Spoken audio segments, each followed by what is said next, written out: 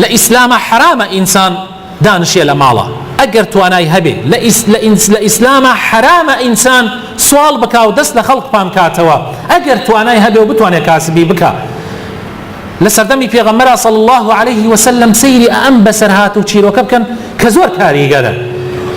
کابرایەک دێتە لای پێغەمبەری خوا لەناو ئەسحابەکانیدا دانیشتووە ئەڵێ ئەی پێغەمبەری خوا ماڵ و مناڵم حاڵیان زۆر خراپە برسیمانە یارمەتیم بدە، یعنی شتێکم بەرێ پارەیەکم بەرێ تاوەکو بتوانم بۆ ماڵ و مناڵم سەرفی کەم. پێغەمبەری خوا صلی الله علیه و سلم سێ شکل و شێوەیە کە ئەم پیاوە گەنج و عیبە گەنج دەست لە خەڵک پان کاتەوە، عیبە گەنجێ لەناو مزگەوتە لە پاش نوێژەگەڵ ئەسێ ئەگریە لەناو خەڵکا و ئەڵێ خەڵکینە من نان نییە، مناڵەکانم لە برسە ئەمرن، ئیجاری خانووەکەم نییە. عیبە گەنج عیبە ئەوا بکە. ئەگەر پیاوێک بێ بەتەمەن بێ نەیبێ ماڵ و مناڵی نەبێ کوڕی نەبێ کەسی نەبێ عایلەیە زۆر لەسەری بێ یان قەرزاریەکی زۆر هاتبێتە سەری یان وەکو خوێنێک هاتوێتە سەری و وەزعی لێ تێکدا بێ قەینا، بەڵام گەنجی هەڵسێ داوای یارمەتی لە خەڵک بکا و سوال بکە عیبە ئەمە. پێغەمبەری خوا صلی الله علیه و سلم زۆری پێ ناخۆشە بێ بۆیە پێ ئەڵێ ئەی گەنج چیت هەیە لە ماڵەوە؟ ئەویش ئەڵێ بڕێ غەراز باسەکە ئەڵێ ئەوەم هەیە و ئەوەم هەیە بڕێ غەرازی ناو ماڵ ئەفەرمێ بڕۆ بیهێنە غەرازەکان. ئەوەی کە مەسەلەن زۆر پێویستی مناڵەکانت نییە بیهێنە ئەی هێنە کابرا. پێغەمبەری خوا صلی الله علیه و سلم ئەفەرمێ ناو ماڵی ئەو کاتە کەم بوو کورە 20-25 ساڵ پێش ئێستا ئێمەش ناو ماڵەکەمان هەر بوخچەیەک بوو ئەمان داوەشانە. کابرا ئەی هێنە دائێنە پێغەمبەری خوا صلی الله علیه و سلم ئەفەرمێ کێ ئەمە ئەکڕێ؟ کابرایەک ئەڵێ ئەی پێغەمبەری خوا من مقدارێ پارە ئەدا. پێغەمبەری خوا صلی الله علیه و سلم فەرمێ کێ زیاتر ئەدا؟ کابرایەکی تر هەڵسێ زیاتر ئەدا لەبەر پێغەمبەری خوا صلی الله عليه وسلم زیاتر ئەدا. پێغەمبەری خوا صلی الله علیه وسلم ئەیدا بەو کابرایە کە زیاتر ئەدا. پاشان بەشێک لەو پارەیە ئەدا بە کابرا ئەڕێ بڕۆ بیدەرە خواردن بۆ ماڵ و مناڵەکەت و دوایی بێرەوە. بەشەکەی ترشی ئەدا پێ ئەڵێ بڕۆ بیدە بە تەورێک.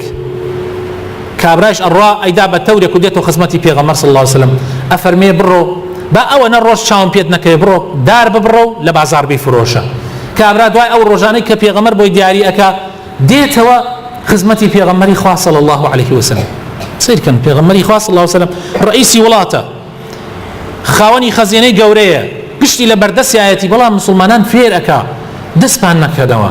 مسلمانان فێر ئەکا فێری ئەویان ئەکا کە چۆن ئیش بکەن، چۆن فێری ئیش بن. زۆر زەرورە حاکمی وڵات کاربەدەستی وڵات ئاوا خەمی تاکی ملەتەکەی بخوا بە تایبەتی گەنجان. دوای ئەوە پێغەمبەری خوا صلی الله علیه وسلم پێ فەرمێ کە دێتەوە کابرا ئەڵێ چەندێک دەرکرد؟ ئەڵێ ئەوە نەم دەرکردو مقدارێ. ئەڵێ دەی بڕۆ خواردنیان بۆ بسێنە کەلپەلیان بۆ بسێنە بۆ مناڵەکانت. کوڕم عیبە تۆ دەست لە خەڵکپان کەیتەوە ڕووی خۆت زەلیلکەی لە ناوی خەڵکە عیبە. سوال بۆ گەنجی مسلمان نهاتوە، بۆ گەنجێ نهاتوە کاسبی بکا بتوانێت کاسبی بکا دەست لە خەڵکپان کاتەوە. پاشان ئەوە ئەفەرمێ کە من وتم کە لە سێ حاڵەتە دروستە ئینسان سوال بکا، حاڵەتەکانیش لە پێشە عەرزم کردن.